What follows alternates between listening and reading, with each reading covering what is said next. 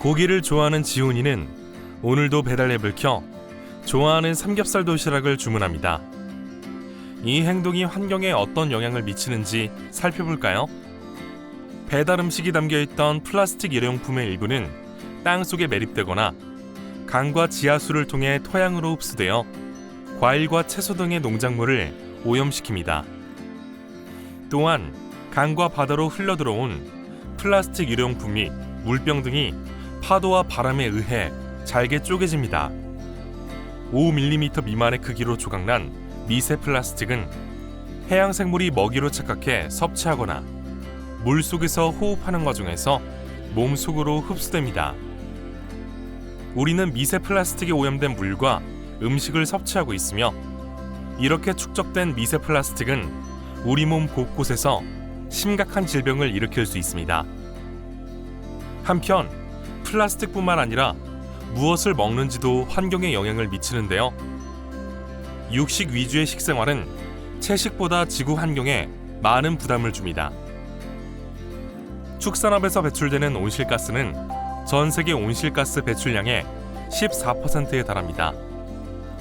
또한 목초지, 도살장, 사료 경작지를 위해 숲에 불을 지르고 개간하는 과정에서 많은 양의 탄소가 발생해 기후변화가 악화되며 숲에 사는 야생동물이 터전을 잃고 목숨을 위협받습니다.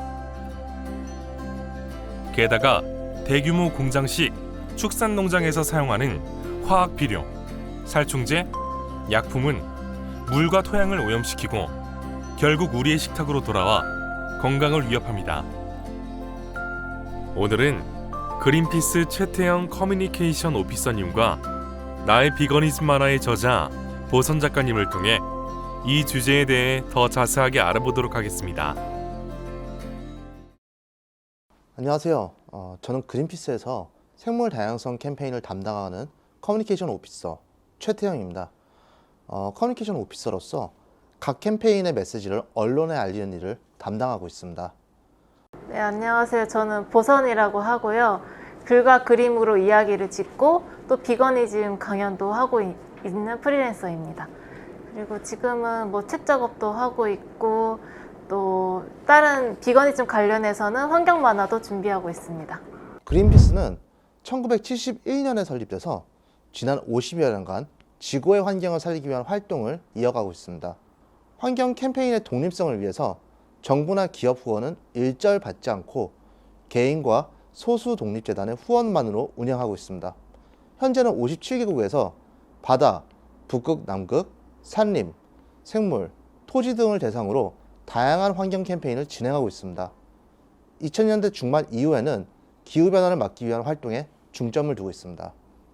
네, 매년 엄청난 양의 플라스틱 쓰레기가 바다로 유입이 되는데 바다에서 파도, 바람 등의 물리적 작용으로 잘게 쪼개지면서 이 플라스틱이 작은 입자 형태의 미세 플라스틱이 됩니다.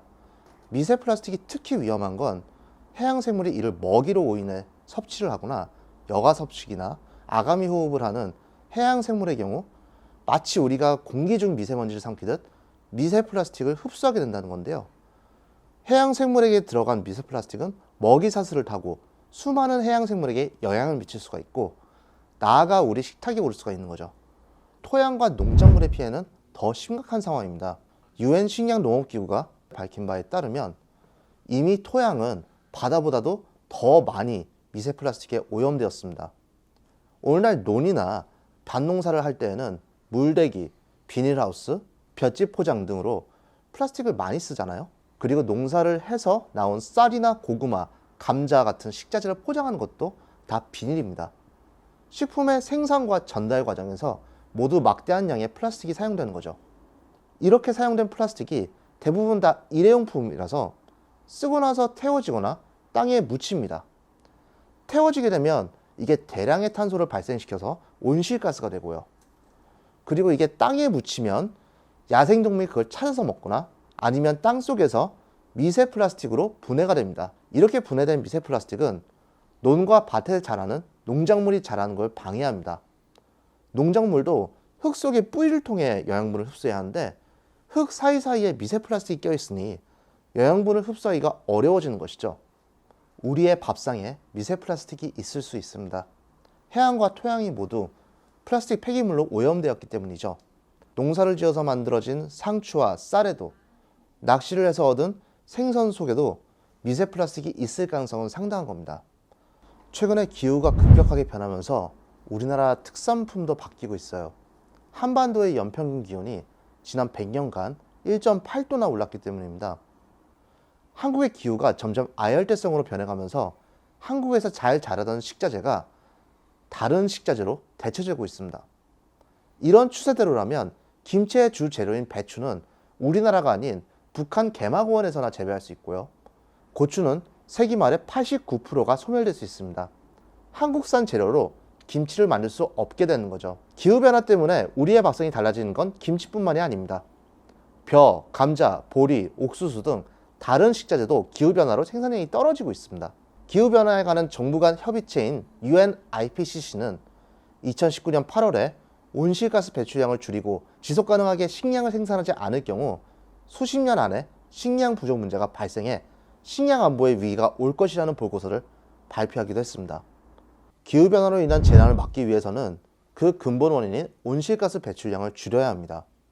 UN 기후변화에 관한 정부 간 협의체 UNIPCC는 기후위기로 인한 재앙을 막기 위해서는 2030년까지 2010년 대비 최소 45%의 온실가스를 감축해야 한다고 밝혔습니다. 이 기준을 한국에 적용하면 2030년까지 2018년 대비 50% 이상 감축해야 합니다. 막대한 온실가스 배출량을 줄이는 것은 개개인의 노력만으로 달성할 수 없는 거대한 일입니다. 하지만 학생 여러분의 관심과 행동이 있다면 바꿀 수 있습니다. 여러분의 선생님과 부모님은 정치권을 대상으로 투표의 힘을 가지고 있고 곧 여러분도 시민으로서의 투표의 권리를 행사하게 되겠죠. 또 여러분 모두는 기업을 대상으로 소비의 힘을 가지고 있어요. 이 기후변화 문제를 주위 사람들에게 알리고 정부와 기업에게 보다 빠른 기후위기 대응 활동에 나설 것을 적극적으로 요구한다면 가능한 일입니다. 학생 여러분이 비교적 쉽게 할 수 있는 챌린지로 저는 용기내 캠페인을 소개하고 싶습니다. 그린피스의 용기내 캠페인은 시민들의 생활 속 플라스틱 사용을 줄이도록 하고 궁극적으로는 기업과 정부의 변화를 요구하는 캠페인입니다. 앞서 설명드렸듯 땅과 바다에 버려지는 일회용 플라스틱이 굉장히 많은데요. 이를 줄이기 위해서 텀블러나 냄비, 에코백 등 여러 번 사용할 수 있는 용기로 마트나 카페를 이용하는 것이죠. 한두 명의 노력으로 무엇이 바뀔 수 있느냐라고 물으실 수도 있겠어요. 하지만 이러한 소비자의 관심이 모인다면 기업도 친환경 경영에 보다 더 관심을 보이게 됩니다. 여기에 우리 모두가 보다 책임 있는 경영을 요구하게 된다면 변화가 올 수 있습니다.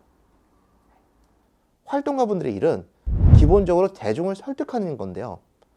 설득을 하기 위해서는 상대 이야기를 듣고 상대의 마음을 존중하며 다가가야 비로소 가능한 거거든요.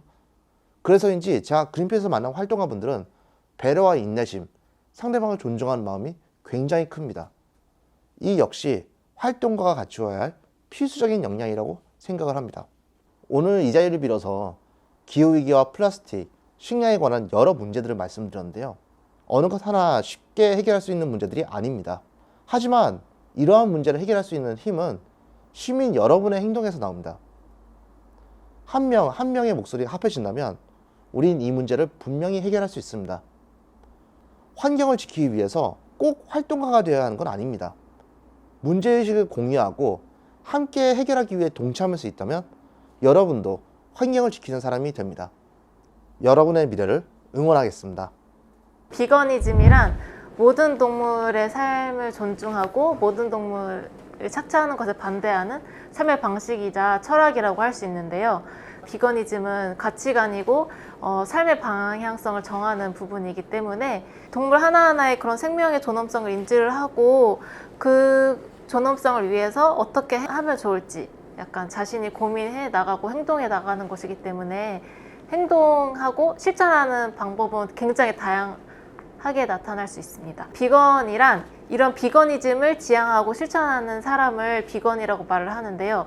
지금은 두 가지 갈래로 나눠져서 쓰여지고 있어요. 첫 번째는 가치관으로서의 비거니즘을 실천하는 사람, 두 번째는 가치관은 전혀 별개로 동물을 사용하지 않은 제품과 서비스 그리고 식품을 뜻하기도 해요. 먼저 말씀드리고 싶은 거는 지금 육류 소비를 과도하게 하고 있다는 거예요.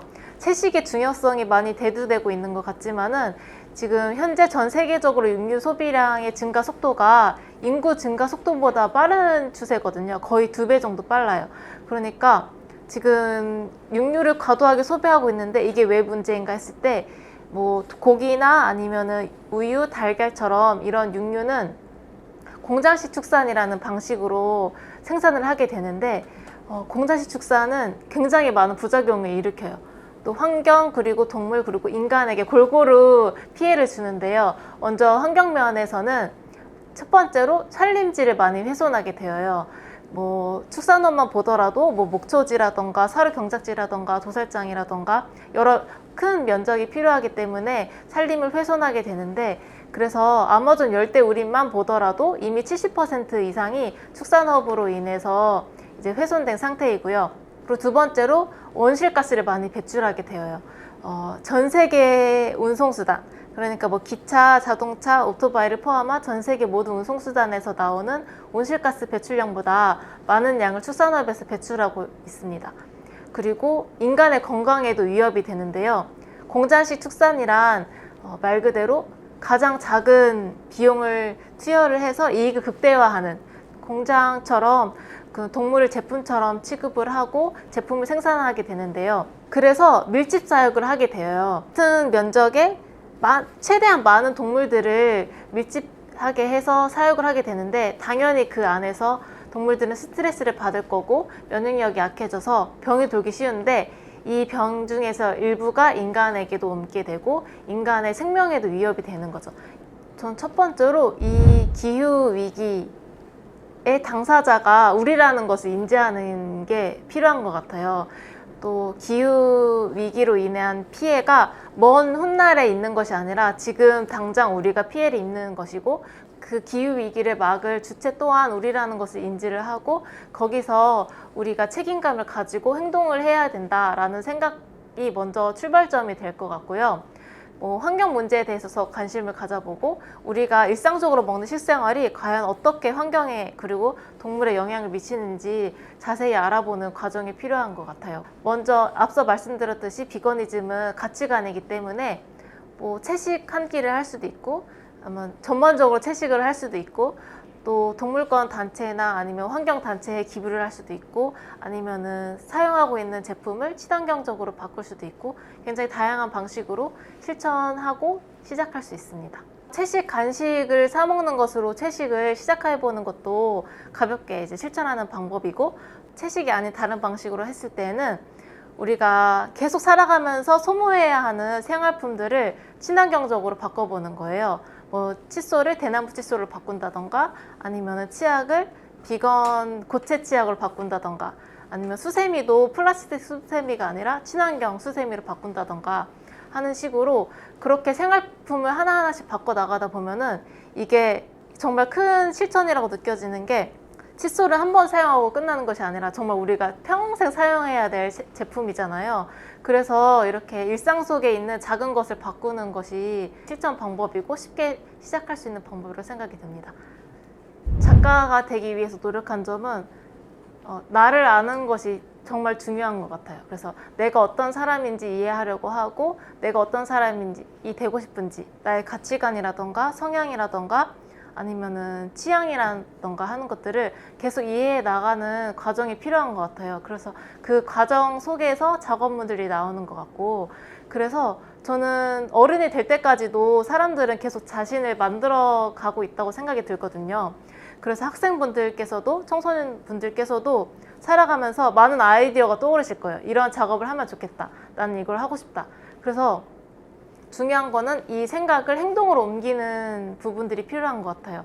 많은 분들이 자신이 생각하고 있는 바를 행동으로 옮기려고 하고 그것을 그런 훈련을 쌓아가면 좋겠다는 생각이 들어요. 그렇게 됐을 때에는 자신이 진짜 하고 싶은 것들을 좀 전보다는 좀 더 수월하게 더 잘 할 수 있는 능력이 생기지 않을까 싶습니다.